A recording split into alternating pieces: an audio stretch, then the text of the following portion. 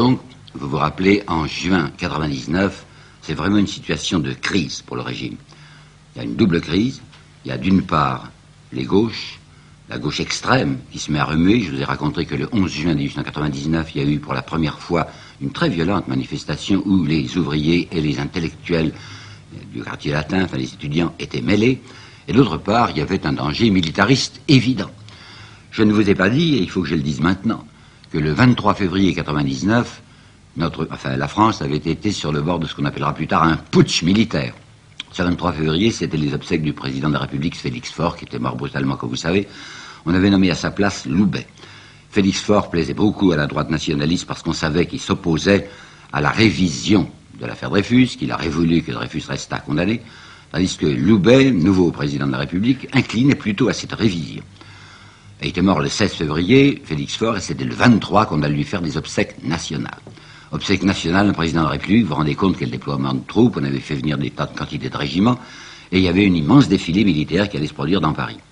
Alors on sait aujourd'hui, quoique la lumière ne soit pas entièrement faite sur les dessous de l'affaire, on sait aujourd'hui qu'il y avait 3 généraux qui étaient dans le coup, et en particulier le général Roget, et il était question que, à la fin du défilé militaire, lorsque les troupes se dirigeraient vers leur caserne, le général Roget, au lieu de ramener ses troupes à la caserne, les dirigerait sur l'Élysée et s'emparerait de force de la présidence de la République, régime militaire.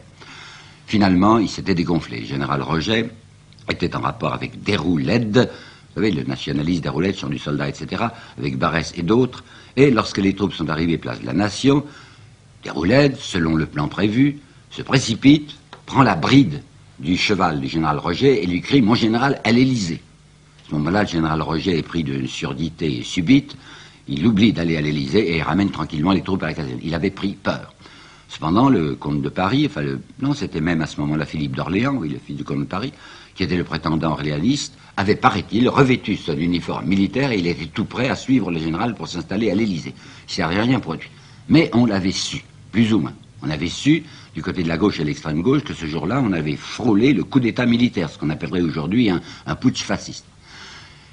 On le savait dans les hautes sphères gouvernementales. Mais mettre en cause des généraux, c'était une chose dangereuse, alors on va s'arranger pour en parler le moins possible. Toujours est-il qu'au mois de juin, il y avait ce double danger, agitation populaire et agitation militaire. Alors comment en sortir ? Le président de la République, Loubet, va chercher un président du Conseil, c'est pas commode, il faut trouver quelqu'un de neuf et puis qui donne confiance. Et il va finir par choisir Waldeck-Rousseau. Waldeck-Rousseau, 53 ans, c'est un avocat d'affaires. C'est un homme extrêmement distingué, il appartient naturellement au centre-gauche qui va s'appeler maintenant l'Alliance démocratique, parce que le centre-gauche changera de nom. Il était centre-gauche au départ, il a été ensuite les progressistes, il s'appelle maintenant Alliance démocratique.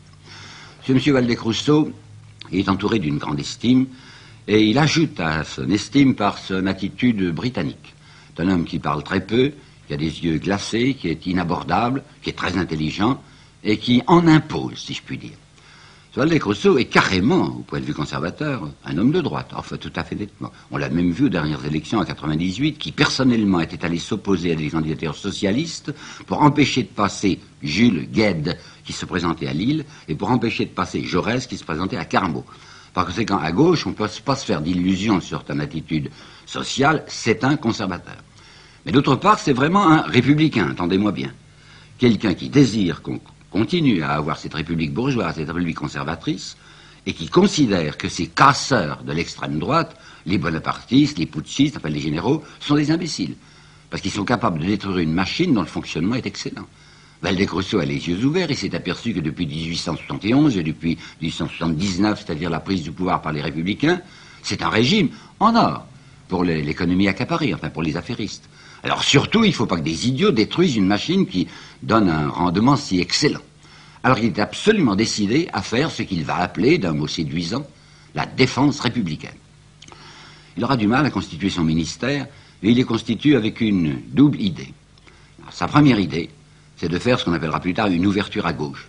Pour la première fois, il va faire appel à un socialiste. Jamais encore la France n'avait vu un ministre socialiste parmi le cabinet. Waldeck-Rousseau s'est dit, je m'en vais en inviter un. Et d'autre part, il y aura une compensation, je prendrai au ministère de la Guerre, qui est un ministère extraordinairement important maintenant à cause de l'armée, je prendrai quelqu'un de très rassurant.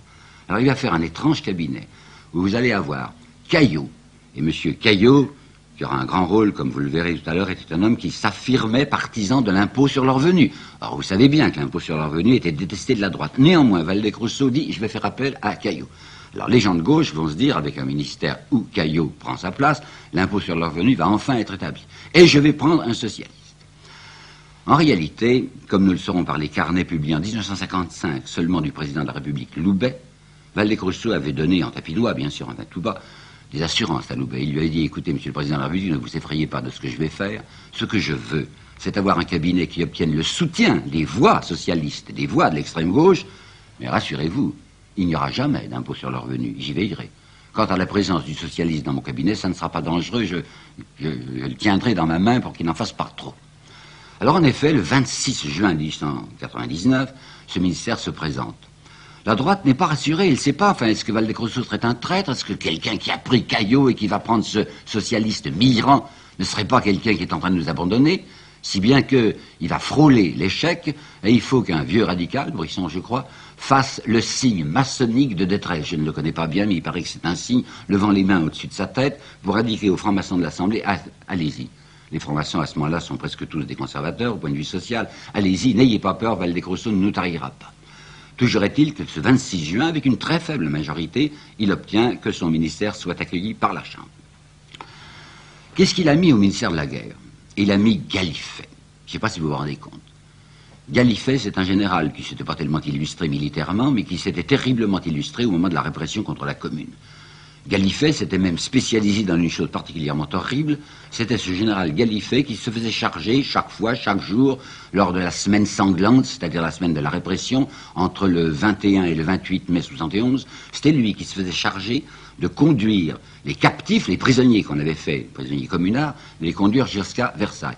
Et il s'était vanté, ça lui paraissait extraordinairement sympathique, d'avoir procédé lui-même à des épurations dans le nombre des prisonniers qu'il conduisait. On sait qu'à plusieurs reprises, ayant à conduire 1000 ou 1200 prisonniers, et avant, dès qu'ils étaient sortis de Paris, il les faisait mettre en rang. Puis il passait devant eux, il les regardait, et il faisait sortir des rangs ceux qui avaient des cheveux blancs, en disant, vous êtes un révolté de maintenant, mais vous avez des cheveux blancs, donc vous étiez probablement un récidiviste, c'est-à-dire quelqu'un qui s'était déjà révolté en juin 48, fusillé. Une fois, c'était le 26 mai, il avait à conduire 1200 bons hommes et bonnes femmes, il y avait des femmes aussi, et il en avait fait tomber immédiatement, comme ça, en disant, toi, sors du rang fusillé, il en avait fait tomber 110. 110 sur les 1200 qui conduisaient. Il s'était vanté, c'était l'homme couvert de sang, disant, parfaitement, je suis le boucher de l'ordre. Eh bien, c'est cet homme terrifiant, ce général couvert du sang du peuple, qu'on va voir dans un gouvernement s'asseoir à côté du socialiste Mirand. Ça avait été toute une histoire, ça, dans le Parti socialiste, pour savoir qu'est-ce qu'on fait, est-ce qu'on autorise Mirand à s'asseoir à côté d'un homme pareil. Mais Jaurès, et je vous en parlerai, Jaurès s'était dit, c'est tout de même un signe intéressant de penser que quand la bourgeoisie est inquiète, elle a besoin de faire appel à l'énergie socialiste pour défendre la République. Bien sûr que le mot République, dans la pensée de Waldeck-Rousseau, n'a pas le contenu que nous, socialistes, nous lui donnons, mais c'est quand même la République, c'est quand même le suffrage universel, c'est quand même la possibilité d'ouvrir les yeux aux électeurs. Alors défendons, soutenons ce ministère Waldeck-Rousseau, on verra ensuite. La première urgence, bien entendu, c'est de régler cette terrible affaire Dreyfus. Nous sommes donc en juin 1999. La Cour de cassation s'est prononcée, il a été décidé que la condamnation portée en 1994 contre Dreyfus était cassée, qu'il faut refaire un nouveau procès Dreyfus. Il était au bagne, vous le savez, Dreyfus, il était l'ex-capitaine Dreyfus. Mais puisqu'on a cassé le jugement, il redevient le capitaine Dreyfus. Il a le droit de remettre son uniforme. Et on va le ramener de Cayenne, de l'île du Diable jusqu'à Paris, jusqu'en France, pour lui faire repasser un procès. Il revient, ce pauvre Dreyfus, on a dit c'était Lazare sortant du tombeau. Après ce qu'il avait passé là-bas, ce qui était plutôt rude, je vous assure, en Guyane, il était tout maigre, il était tout pâle, son uniforme militaire flottait sur lui. Et Waldeck-Rousseau a décidé que le nouveau procès ne se déroulerait pas à Paris, étant donné l'extrême tension des Français, la France divisée en deux, vous savez, la vraie France avec l'armée contre Dreyfus, l'autre France, la France de gauche pour Dreyfus. Waldeck dit, non, pas à Paris, il y aura toute agitation. On va faire ce second procès à Rennes. À Rennes, c'est loin de Paris, c'est en Bretagne, c'est un pays tranquille, il y aura peut-être moins de journalistes, moins d'agitation. Rennes. Mais quel est le véritable fond du problème? Ben voici. La Cour de cassation, quand elle avait décidé qu'elle brisait, qu'elle cassait, le jugement prononcé en décembre 1994, avait déclaré dans ses considérants que de toute manière, le procès était à revoir, était à refaire, parce qu'il avait été commis une très grave irrégularité, en fait une forfaiture, mais on n'emploiera pas le mot, une irrégularité très grave dans le procès. Laquelle? C'est que le général Mercier, ministre de la Guerre au moment du procès, avait communiqué un dossier secret au juge militaire. Et vous savez bien que dans tout procès civil et militaire, on n'a pas le droit de faire intervenir des pièces à l'insu de l'accusé et à l'insu de son avocat qui était maître de manche. Alors naturellement, étant donné qu'il y avait ceci dans les considérants, l'extrême gauche, avec Viviani, avait dès le 5 juin déposé une proposition de mise en accusation du général Mercier, en disant le général Mercier, ministre de la Guerre, a commis une forfaiture, il doit passer en haute cour. Je ne sais pas si vous vous rendez compte de ce que ça pouvait être qu'à ce moment-là, de faire passer un général et un ministre de la Guerre en haute cour. Nous, les Français, depuis, on a été habitués à voir passer des généraux en jugement, mais à ce moment-là, jamais. C'était quelque chose de monstrueux, c'était véritablement un sacrilège. Alors le gouvernement en place à ce moment-là, c'était Dupuy, avait été assez malin, et avait dit, oui, c'est évident, le général Mercier s'est mis dans un mauvais cas, mais alors attendons, disait-il à la Chambre, attendons le résultat du nouveau procès qui va s'ouvrir à Rennes. Et si, dans ce procès, il est décidé que Dreyfus est de nouveau reconnu coupable, eh bien on passera l'éponge. C'est entendu, le général Mercier a fait quelque chose d'incorrect, mais enfin il l'a fait pour le bien de la France, puisqu'il a aidé à démasquer un traître et un espion. En revanche, si le procès de Rennes aboutit à déclarer Dreyfus innocent, eh bien nous frapperons, hélas, nous frapperons le général Mercier. Mais vous pensez bien qu'on ne voulait pas frapper le général Mercier. Alors quelle était la pensée secrète de Valdez-Grousseau et de Gallifet? C'était de s'arranger même s'il le fallait avec la famille Dreyfus, Mathieu Dreyfus, avec l'avocat, le nouvel avocat de Dreyfus, qui s'appelait Laborie, pour que, de toute manière, Dreyfus soit semi-condamné. On va vous le rendre à peu près à l'état de neuf, votre petit juif. Mais en tout cas, pour qu'il soit quand même condamné et quand même reconnu coupable, de telle manière que le général Mercier fût innocenté. Pour ça, il s'agissait d'empêcher Esterhazy d'apparaître. Vous savez bien qu'Esterhazy était le véritable auteur du bordereau, un bordereau qu'on l'avait obligé à écrire. On savait qu'Esterhazy était un traître. Il avait du reste avoué lui-même, Esterhazy, réfugié en Angleterre, c'est moi qui ai écrit le bordereau, mais je l'ai écrit par ordre. Alors il ne fallait surtout pas qu'au procès de Rennes apparût cet Esterhazy qui pouvait perdre la tête, qui pouvait dire ben oui j'ai fait ça parce que le général Saucier était compromis. Surtout pas, pas prononcer les noms de généraux, pas Saucier, pas Mercier, rien.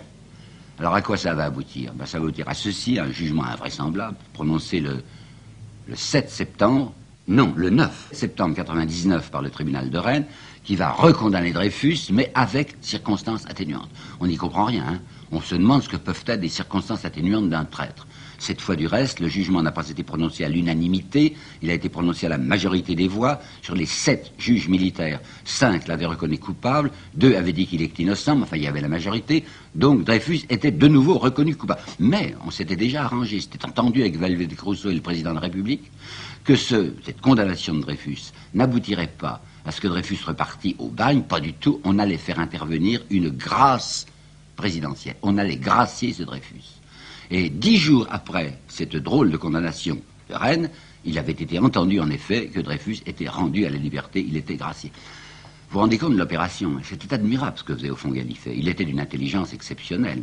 Il avait sauvé l'armée qui s'était mise dans un cas terrible. Il avait sauvé l'armée malgré elle. Il avait du reste pris une attitude extrêmement autoritaire à l'égard de l'armée. Vous savez, Gallifet, c'était un homme qui n'avait pas fait la carrière qu'il aurait voulu faire.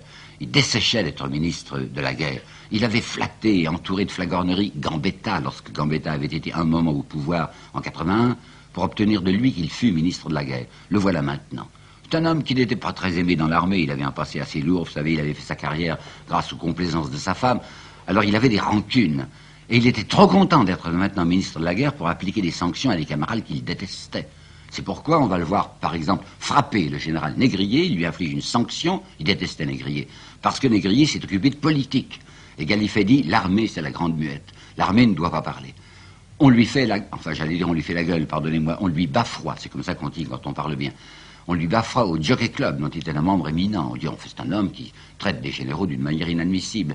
Mais c'est un homme qui use d'une violence apparente à l'égard de l'armée pour lui tirer cette épouvantable épine qu'elle avait dans le pied.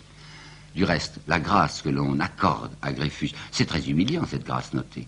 Ça prouve quelqu'un qui accepte la grâce, qui s'était reconnu coupable. Dreyfus dit, j'aime encore mieux être gracié que de repartir au bagne, mais il est tout à fait décidé personnellement, et sa famille aussi, et les Dreyfusards aussi, à obtenir la réhabilitation. Mais cette grâce n'est que le prélude d'une amnistie. C'était la grande idée de Gallifet, passer l'éponge. Il fallait qu'on n'en parlât plus. Du reste, pas mal de journaux, y compris même le Figaro, qui avait pris fait et cause pour Dreyfus, disaient depuis plusieurs mois, c'est une affaire qui empoisonne la vie politique française. L'année prochaine, 1900, c'est de l'exposition internationale. Le monde entier va venir à Paris. Il ne faut pas que les étrangers aient le spectacle de Français qui se dévorent le nez. Alors passons l'éponge. Si bien qu'effectivement, à la fin de l'année 99, Waldeck-Rousseau va déposer un projet d'amnistie tout de suite voté du reste, qui signifie ceci. Entendu, l'innocent n'ira plus au bail, l'innocent est gracié. Quant au coupable, on n'y touchera pas. Ce qui va faire dire à un journaliste de gauche qui s'appelait Julien Binda, et qui écrit ça dans la Revue Blanche, depuis 5 ans.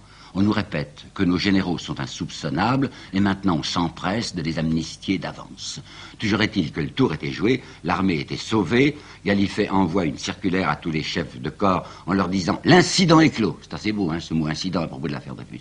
L'incident est clos, qu'on n'en parle plus. C'était du beau jeu, hein, c'était bien travaillé. Il s'agissait maintenant de passer à la grande politique. Ah ça, c'est plus Gallifet qui s'en occupe, c'est Waldeck-Rousseau. La grande politique. Comme il a admis un socialiste dans son cabinet, comme il compte sur l'appui des voix socialistes, il va donner une apparence de satisfaction à l'extrême gauche en laissant s'organiser à Paris le 19 novembre 1999, une énorme manifestation républicaine. On allait ce jour-là inaugurer la statue de la République de Dalou, vous savez, la belle statue de la République avec ses seins nus, avec un lion, avec la justice, etc. Et il autorise, Waldeck-Rousseau, un défilé révolutionnaire où il laisse venir des drapeaux rouges, et il va y avoir 500 000 ou 300 000 Parisiens d'extrême gauche qui vont défiler entre la nation et la Bastille en acclamant la République et en conspuant les curés. C'était assez amusant, vous savez, de penser que les flics étaient là, comme d'habitude. Les flics devaient, toutes les fois qu'on voyait des drapeaux rouges, se jeter sur les drapeaux rouges pour les casser. Et Péguy nous racontera, dans un très bel article qu'il avait publié dans le Mouvement Socialiste, nous racontera cette manifestation où les flics étaient médusés, ils étaient là par ordre, organisant simplement le service d'ordre, regardant avec des yeux terrifiés ces drapeaux rouges, se laissant engueuler par la foule. Le président de la République était là, le président du Conseil était là, il saluait au passage le drapeau rouge, tout le monde chantait l'Internationale, l'immense et grave Internationale, comme dit Péguy. Enfin, ça avait été la grande fête révolutionnaire. On pouvait croire que ça y était, hein, que c'était vraiment la République qui était fondée. Mais d'autre part, Waldeck-Rousseau avait pris à part Caillot et lui avait dit « Écoutez, mon ami, n'allez pas trop fort, cette question de l'impôt sur le revenu, les temps ne sont peut-être pas mûrs. » Et Caillot, je dois le dire, qui était ambitieux, avait accepté de ne présenter que mollement son projet d'impôt sur le revenu. Quant à Mitterrand, le socialiste, l'unique socialiste du ministère, il était ministre du Commerce et de l'Industrie. Et je voudrais vous apporter là une citation du journal Le Temps, le journal des grandes familles protestantes, le journal sérieux et objectif, qui disait, après tout, c'était en juin 1900 qu'il écrivait ça, Le Temps, après tout, les idées de M. Mitterrand ne diffèrent pas essentiellement de celles des plus modérés de ses prédécesseurs. Bon, c'était donc tranquille de ce côté-là. Oui, mais enfin, il y avait une certaine urgence, quoi. Il fallait défendre la République. Et le fait est qu'il fallait la défendre sur 2 points. D'une part, du côté des militaires, on ne va pas poursuivre les généraux à cause de leur push. Pas du tout, on ne poursuivra que les civils. Hein. Les généraux, on n'en parlera pas. Mais il faut tout de même la surveiller, cette armée. Alors, comme Waldeck-Rousseau a vu Gallifet le quitter, pour des raisons personnelles, en mai 1900, Waldeck-Rousseau a appelé à la place de Gallifet un autre général républicain, celui-là tout à fait, qui s'appelait le général André. Et le général André va exercer une réelle surveillance sur l'attitude politique des militaires afin qu'ils ne se compromettent pas une seconde fois. Ça, c'est pas très important.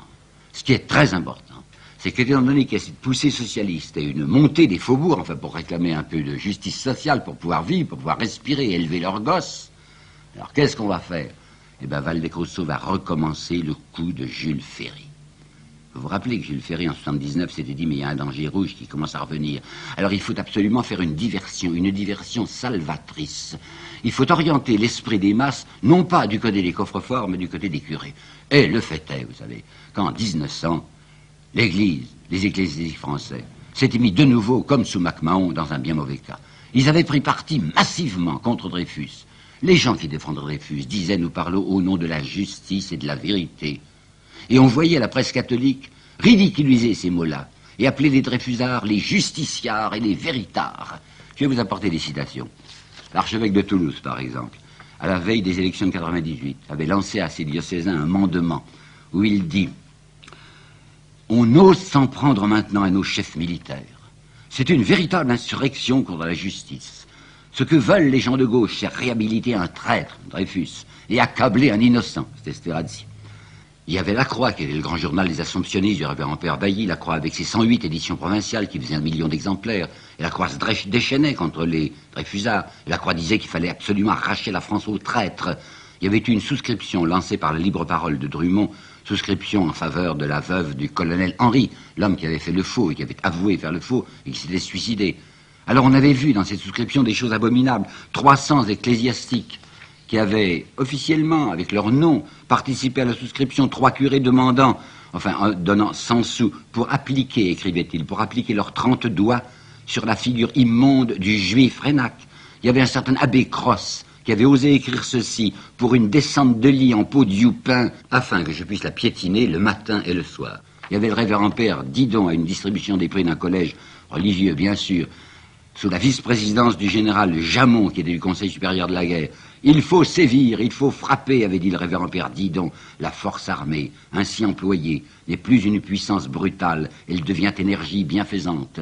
Il y avait la revue romaine, catholique, Civilita Catholica, des jésuites, qui avait dit, on parle d'une erreur judiciaire. Bien, je vais vous indiquer, disaient les jésuites, quelle a été la véritable erreur judiciaire. Elle a été commise par la Constituante, qui l'a commise en 1791, quand elle a accordé des droits civiques aux Juifs. Vous voyez, il y avait tout de même quelque chose à faire. Alors, qu'est-ce qu'il va faire, Valdez-Crousseau? Il se rend bien compte qu'il y a 52%, vous entendez, 52% de la population scolaire française qui est entre les mains de l'Église. Il sait d'autre part que ce que l'on appelle les biens de main morte, c'est-à-dire qui échappent au droit de succession, s'élève du côté des couvents à plus d'1 milliard. Alors il va faire sa fameuse loi de juillet 1901, loi des associations, loi parfaitement libérale. C'était très malin d'avoir glissé dans cette loi libérale un certain article. Toutes les associations, il suffit qu'elles se déclarent pour être autorisées, sauf les jésuites, sauf les congrégations. Faites attention, Valdez-Crousseau était un homme malin et qui ne voulait pas pousser très loin cette persécution, si l'on peut appeler ça persécution. Il était de la ligne de Ferry, donc vous vous rappelez qu'après que Ferry, dans son article 7, avait dit expulsion des jésuites, dès les années suivantes, il les avait laissés tous rentrer. Ils étaient tous là, enfin les congrégations avaient de nouveau leur puissance. Mais voilà que Valdez-Crousseau est malade. Il a un cancer au foie. Et cet homme de 53 ans va être emporté dans l'année 1902, qui est justement l'année de nouvelles élections. Ces élections avaient été préparées furieusement par la droite, au point que dans un pèlerinage d'hommes qui s'était déroulé en avril 1901 à Lourdes, le révérend père Coubet, qui s'était adressé à ces pèlerins, qui n'aurait pas dû les appeler mes frères, mes messieurs, puisque c'était un slogan électoral qu'il leur apportait, il leur avait dit, ce révérend père Coubet, l'année prochaine, dans moins d'1 an, il va y avoir des élections. Il n'y aura que 2 candidats aux élections. Il y aura Jésus-Christ d'un côté et Barabbas de l'autre. Jésus-Christ, bien entendu, les conservateurs, Barabbas, les républicains. Et bien, malgré toute cette agitation, c'est encore les républicains qui avaient gagné. Ils avaient une très considérable majorité, et on voyait de nouveau l'Alliance démocratique, c'est-à-dire l'ancien centre-gauche, qui faisait de l'anticléricalisme militant, sachant qu'ainsi il se protégeait.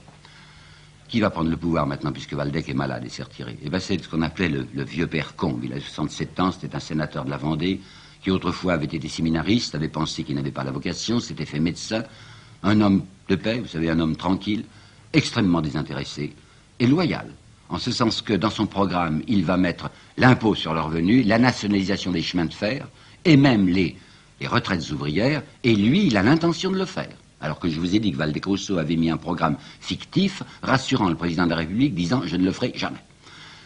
Il s'agit d'abord de lutter contre le péril clérical. Alors, toutes les autorisations demandées par les congrégations vont être massivement refusées par le petit père Combe. Attention, on nous dit toujours massivement, ça veut dire toutes les congrégations sont mises à la porte, ce n'est pas vrai. Père Combe avait décidé que les religieuses contemplatives seraient autorisées à continuer, les sœurs des pauvres et religieuses hospitalières aussi, et du côté des congrégations masculines, les missionnaires, les cisterciens et les trappistes. J'ajoute que le père Combe personnellement était un croyant. Certes, il n'était pas catholique, mais c'était un spiritualiste. Il va faire mettre sur sa tombe, du reste, nous nous quittons dans le brouillard et nous nous retrouverons dans la lumière. Il est certain qu'il va s'établir en France à ce moment-là un climat pénible. Les officiers sont surveillés, les fonctionnaires sont surveillés, et je me rappelle, pardonnez-moi un souvenir personnel, je me rappelle parfaitement que dans ma famille, mon père, qui était très républicain et très anti-religieux, était inquiet parce que sur la demande de ma mère, il nous avait laissé faire notre première communion. Et il s'est dit, la fille d'un fonctionnaire, le fils du fonctionnaire, qui va à l'église, qui va au catéchisme, va faire la première communion, je vais peut-être être évoqué. Il avait peur. Il est parfaitement vrai qu'il y a un climat de suspicion. Mais avant de nous indigner, il faut penser un peu que c'était simplement le retour du balancier, vous savez. C'était la première fois que les catholiques étaient persécutés, mais Dieu sait, ils avaient persécuté les autres. Hein. Pensez un peu à ce qui s'était passé sous Charles X. Et bien plus près de ça, pensez à ce qui s'était passé sous Marc Mahon en 77. À ce moment-là, c'était le fonctionnaire dont les enfants n'allaient pas à la messe qui pouvait être évoqué. Pensez à M. de Vigny, l'incroyant M. de Vigny, qui à ce moment-là se rapprochait de l'Église, dont j'ai retrouvé une dénonciation qu'il faisait au pouvoir en disant attention à ce juge de paix de tel endroit de la Charente, il avait son château en Charente. Ah, il faut frapper ce juge de paix, figurez-vous qu'il conseille aux filles de ne pas se marier à l'Église. Bon, ça a été un climat pénible, mais c'était simplement le contre-coup. Du côté de l'armée, effectivement, il y avait également des surveillances, et même la franc-maçonnerie ajoutait des indications, fournissait des fiches, donnait des renseignements sur les militaires. La franc-maçonnerie, entre les années 1902, 3 et 4 où nous sommes maintenant, elle faisait exactement, mais en sens inverse, ce qu'avait fait sous Charles X la fameuse congrégation, qui elle aussi surveillait les officiers, surveillait les fonctionnaires et dénonçait les malpensants. Père Combes a vraiment eu l'idée, une fois qu'on aura triomphé, et il va triompher rapidement, de cette espèce d'insurrection cléricale, Père Combes a vraiment l'idée de passer maintenant à d'autres choses, c'est-à-dire à son programme social. Et il veut faire l'impôt sur le revenu. Alors à ce moment-là, ceux du centre-gauche, qui s'appellent maintenant l'Alliance démocratique, qui le soutenaient jusqu'alors, disent « Ah non, minute, attention, pas ça. On veut bien être avec vous tant que vous êtes contre les curés, mais si jamais vous vous tournez du côté de l'impôt sur le revenu, pas question. » Et on ne peut pas le dire ouvertement. C'est impossible. Alors ils vont trouver une astuce. L'astuce de la droite et du centre-gauche sera la fameuse histoire des fiches. On en parle encore aujourd'hui. On dit qu'il y a un député courageux qui s'appelle Guyot de Villeneuve qui est monté à la tribune en novembre 1904 pour dire c'est tout de même un régime abominable, en fait tout de même, qu'est-ce que c'est que ces fiches sur chacun des fonctionnaires, sur chacun des officiers, des fiches fournies par la franc-maçonnerie, c'est indigne. Alors on va de nouveau, il s'agit toujours de travestissement en politique, vous savez, on va de nouveau travestir en indignation d'honnêteté, ce qui est tout simplement une manœuvre politique. Et Péguy lui-même va dire, nous sommes en présence d'une nouvelle manœuvre politique.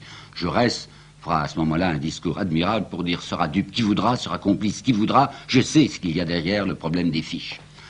À l'intérieur de son cabinet, Combes est un homme trahi.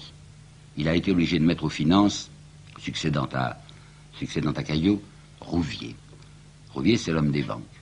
Rouvier, c'est quelqu'un qui a été commis de banque chez Zafiropoulos, à Marseille, et qui va maintenant créer sa propre banque personnelle, qui s'appellera Banque parisienne de crédit pour le commerce et pour l'industrie. Alors quand Rouvier voit qu'il y a vraiment une menace du côté du cabinet auquel il appartient, une menace d'impôt sur le revenu, il va faire le termite, il va commencer à miner le ministère, le gouvernement, enfin, de l'intérieur.